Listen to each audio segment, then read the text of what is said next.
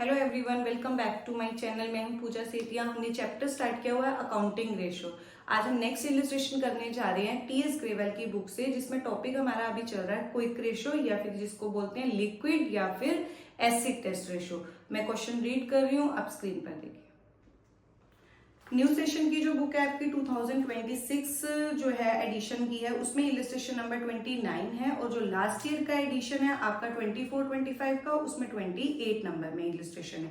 Current liabilities of a company 3 lakh, current ratio दी हुई है 3, liquid ratio is 1, calculate value of inventories. अब देखो, हमें इस क्वेश्चन के अकॉर्डिंग हमें क्या जो इन्फॉर्मेशन दी थी वो हमने नोट डाउन कर ली। हमें इन्वेंट्रीज निकालनी है। इन्वेंट्रीज सबसे पहले हम ये चेक करते हैं कि हमें करंट लायबिलिटी दी है और दो रेशोज निकाल कर दी हुई है।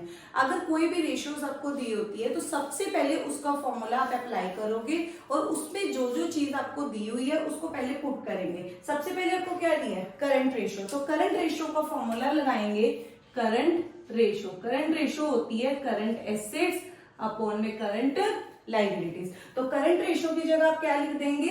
3:1, मतलब 3/1।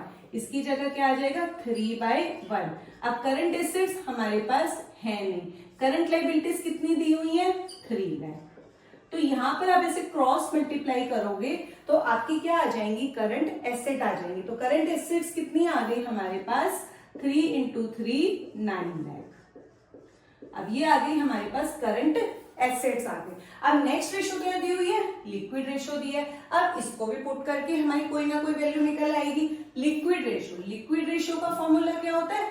लिक्विड एसेट्स अपॉन में करंट लाइबिलिटीज। तो लिक्विड रेशो की जगह क्या आ जाएगा? 1:1 है तो 1/1। लिक्विड एसेट्स हमारे पास है नहीं। करंट लाइबिलिटीज आपको कितनी दी हुई थी? 3 लाख दी हुई थी। तो इसको भी ऐसे क्रॉस मल्टीप्लाई करो तो आपकी यहाँ पर क्या आ गई?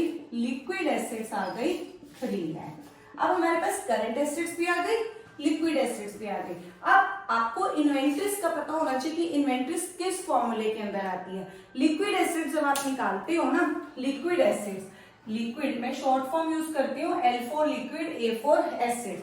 लिक्विड एसेट्स का मतलब क्या होता है? जितनी भी आपकी करंट एसेट्स हैं उसके अंदर आप इन्वेंट्रीज को माइनस कर दो तो आपकी लिक्विड एसेट्स आ जाती है। अगर प्रीपेड एक्सपेंसेस भी होता है तो वो भी माइनस हो जाता है। अब यहाँ पर प्रीपेड एक्सपेंसेस की कोई इंफॉर्मेशन नहीं है तो सिर्फ करंट एसेट्स में से इन्वेंट्रीज को ही माइनस किया जाएगा। अब इसमें वैल्यूज पुट कर दो। लिक्विड एसेट्स कितनी आ गई? 3 लाख आ गई। करंट एसेट्स कितनी आई थी? 9 लाख आ गई। अब इन्वेंट्रीज, इन्वेंट्रीज माइनस है, इस साइड आके ये क्या हो जाएगी? प्लस हो जाएगी। तो इन्वेंट्रीज ये 3 लाख इधर आके क्या हो जाएगा? माइनस हो जाएगा। तो 9 लाख माइनस 3 लाख, ये आपका क्या आ गया? इन्वेंट्रीज का आंसर आ गया, जो आपको इस क्वेश्चन के अंदर निकालने के लिए बोला था। अब नेक्स्ट इलस्ट्रेशन में रीड करने जा रही हूं, आप स्क्रीन पर देखिए। Current ratio of star limited is 4.5:1। इसमें भी आपको करंट रेशो दिया है and liquid ratio is 3:1। Inventories दी हुई है 3 lakh. Find its current liabilities, current assets and quick assets.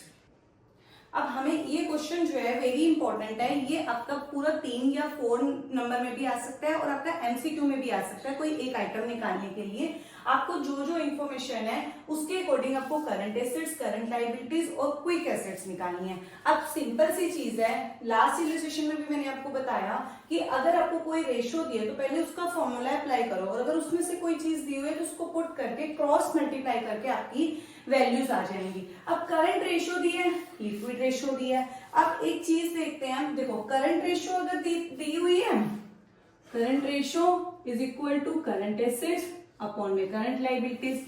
अगर क्विक रेशो लगाते हैं तो क्विक एसेट्स अपॉन में करंट लाइबिलिटीज।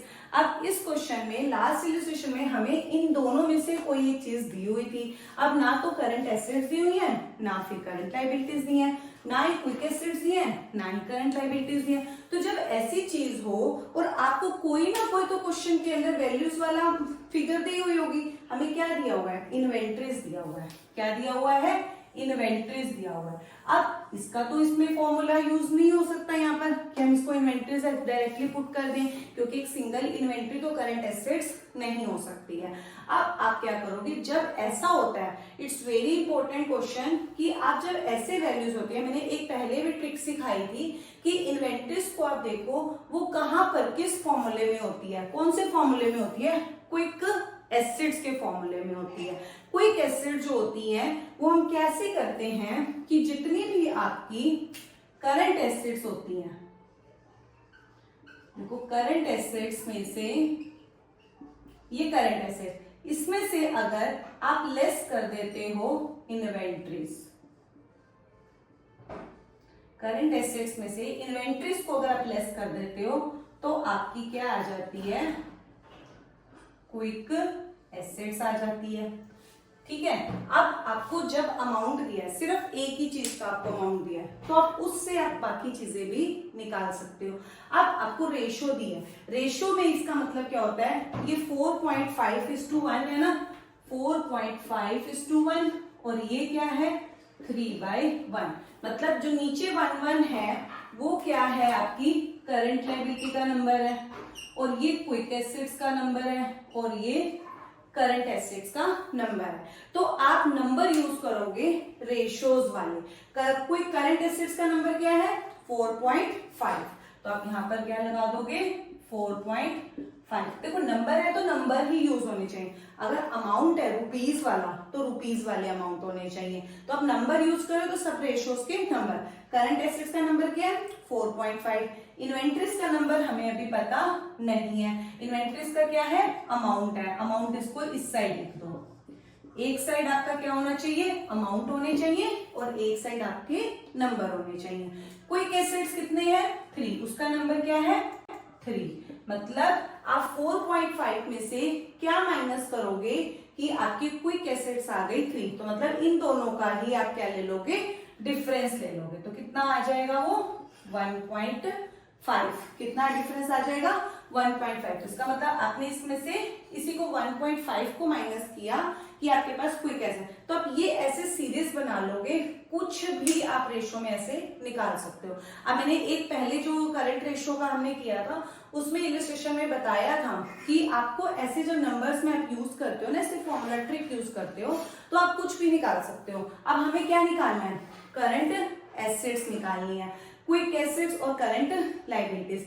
करंट एसिड जो निकालना है, ऐसी चीज याद रखो, जो निकालना है उसको इस सीरीज में से ऊपर रखना है, और जो दिया हुआ है मतलब अमाउंट जो दिया है वो हमेशा मैं आपको करके दिखा रही हूँ। जैसे हमें करंट एसिड्स निकालनी है, पहले यहां निकाल लेते हैं, करंट एसिड्स निकालनी है, जो निकालना है उसका नंबर ऊपर 4.5, अमाउंट हमेशा मल्टीप्लाई में, और नीचे अमाउंट के साथ वाला नंबर। अब ऐसे मुझे क्विक एसिड्स निकालनी है, पहले हम इसको पुट कर दे ताकि आपको क्लियरली समझ आ जाए।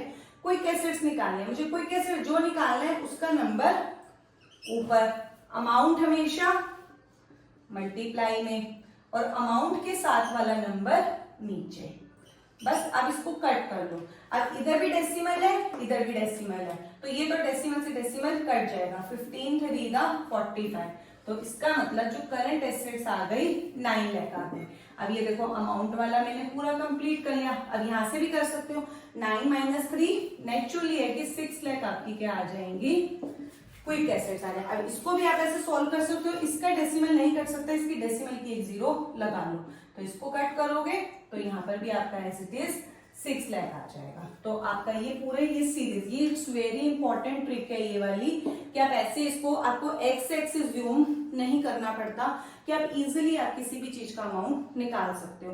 अब हमें क्विक करंट एसिड्स भी आ गई, क्विक एसिड्स भी आ गई, बची क्या करंट लायबिलिटीज बची। तो अब करंट लायबिलिटी तो आप इन दोनों में से किसी भी फॉर्मूले में यूज करके कर सकते हो। करंट रेशियो है इसको यूज कर लो, करंट रेशियो कितनी थी 4.5/11, करंट एसेट्स कितनी आ गई थी 9 लाख, अब अपॉन में करंट लायबिलिटी, इसको ऐसे क्रॉस मल्टीप्लाई करो, इस करंट लायबिलिटी आ जाएगी आपकी 9 लाख अपॉन में 4.5, इसका डेसिमल हटाने के लिए 0, तो आपकी क्या आ गई 2 लाख की आ गई आपकी करंट लायबिलिटीज आ गई।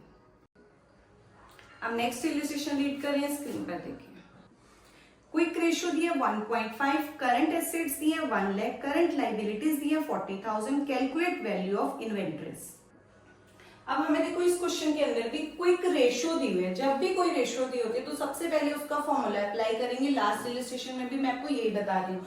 क्विक रेशियो का फॉर्मूला क्या होता है? क्विक एसेट्स अपॉन में करंट लायबिलिटी। जब आप कोई फॉर्मूला यूज करते हो ना, अगर ऊपर और नीचे दोनों में से भी किसी की एक वैल्यू दी हुई है तो आपको दूसरी चीज फाइंड आउट करनी इजी हो जाता है। अब क्विक रेशियो कितनी है? 1.5 अपॉन में 1।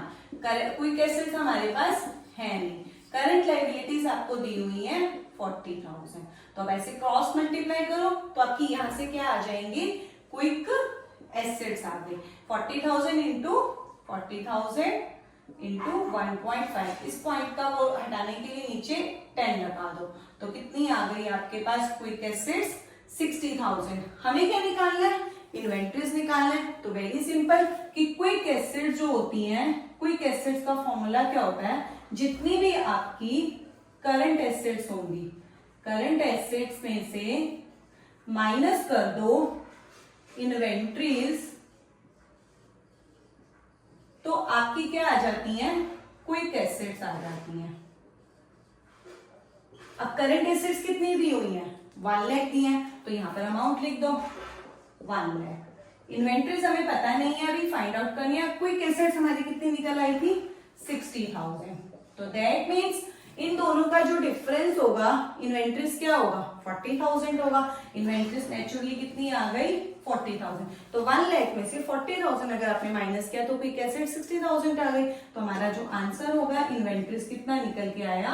40,000। ये हमारी इलस्ट्रेशन हमने लास्ट जो 3 किए हैं एक साथ। इसमें जो आपका जो अभी हमने लास्ट वाला था, सेकंड वाला जो हमने किया था बीच में, विदाउट एक्स एज्यूम किए हमने जो है अमाउंट निकाला था, current assets, current liabilities, inventories वगैरह का। तो वो वाली ट्रिक यूज करके आप इजी से इजी ट्रिक यूज करके आप अपना आंसर फाइंड आउट कर सकते हो।